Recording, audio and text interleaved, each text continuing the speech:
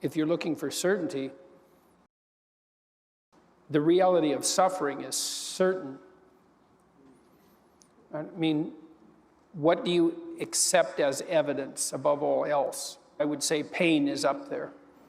It's very difficult not to believe in the reality of your own pain. Your pain seems to be undeniably real. And so, if pain is undeniably real, is that which overcomes pain even more real? If you're in, a little analog of hell and you lose your faith, is that going to make it worse or better? That isn't the question. The question is, what happens if you lose it? Or you start looking for faith in the wrong directions? And the answer is, hell gets a little deeper. And it's one of the things that really frightened me. The reason hell is a bottomless pit is because no matter how bad it is, there is some bloody stupid thing you can do that will make it worse. There's no getting rid of the snakes. You have to learn to contend with them. It's more that. Or maybe it's better to learn to contend with snakes than it is to inhabit a world where there's no danger. If you get people to voluntarily confront what makes them afraid and what makes them want to avoid, then they get better. It's curative. And so that's the message there. It's like, well, if something is terrifying you, pay more attention to it. If you get people to confront what they're afraid of, and sometimes what disgusts them, but what they'd like to avoid, let's say, if you get them to confront it voluntarily, they don't get less afraid. They get braver. And that's different. It's not like they get accustomed to what they're looking at and they're no longer afraid. That kind of happens, but it isn't really what happens. What really happens is they discover there's a lot more to them than they thought. And so they're not as easily intimidated then. And it's like, well, what threatens you? Well, snakes. Yeah, they're pretty nasty. Well, there's snakes, and then there's, well, the origin of snakes. So maybe you conquer a snake, and that's one thing, and maybe the next thing is you go out and you find nests of snakes and you root them out. But then there's the snakes that are in the hearts of your enemies. That's a harder snake to deal with. And then there's the snake that's in your heart, and that's the hardest snake to deal with. You're most vulnerable to the worst impulses within you, right? That's the worst predator. Also, so fascinating about the story of the Passion is that the crucifixion is not the end of the story. The end of the story is the resurrection. If you get people to expose themselves to what they're terrified of, being terrified isn't the end of the story. Recovering is the end of the story.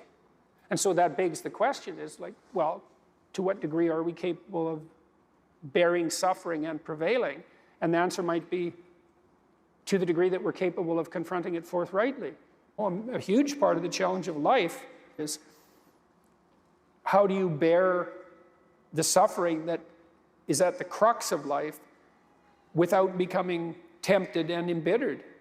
Being sick and bitter is worse than just being sick. Sometimes you want to be bitter just out of spite in some sense because things are so terrible, all you've got left is your willingness to shake your fist. But we're all stuck with that. And I think we're stuck with it at every level of our life in some sense is how do we maintain a high order moral orientation in spite of suffering and malevolence? We might think, and why wouldn't we, that we would rather that things were easy and pain-free, and fair enough. But that isn't what our life is like. It's extremely difficult. It's difficult to maintain an ethical orientation in the midst of malevolence and suffering. And that means, in some sense, and I suppose this is part and parcel of the Christian story, that we have some divine calling. And that divine calling is to establish what's good in the midst of what isn't. Well, there's more to you than meets the eye, and you're capable of more than you're demanding of yourself. And if you took on your responsibility and faced the things that you're trying to avoid, that your life would be richer and better and for you and for everyone around. And you ask yourself, well, what's the limit of that? Because that's the religious question, fundamentally, is, well, if you took on all the responsibility you could take on, and you faced everything that you needed to face, what would you be like? Who would you be? And how would the world transform around you? And, well, if the partial answer is, well, if I do that a little bit, things get a fair bit better, then the next question might be, well, What if you did that completely? And I don't think that's possible in some sense, right? It's like, perfection is a horizon that always recedes, but it isn't obvious to me what the upper limit of that is. And certainly we do see people, when you see people bear their suffering nobly, there's nothing in that but good. And then when you see people take on more responsibility and decide that they're going to aim up and confront their suffering honestly and forthrightly, that their lives get better and the lives of people around them get better too. And so that's very strange as well, because it also means that the pathway to less suffering is through suffering, right? And that would be hopeful if the world was constituted that way. It's like, well, there's suffering. How do you make it worse? Run away. How do you make it better? Confront it. There's no good where there's no evil, right? And so if you dispense with the idea of evil,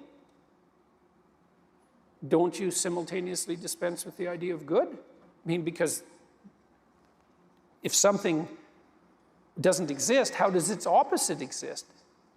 And if evil doesn't exist, then how does good exist?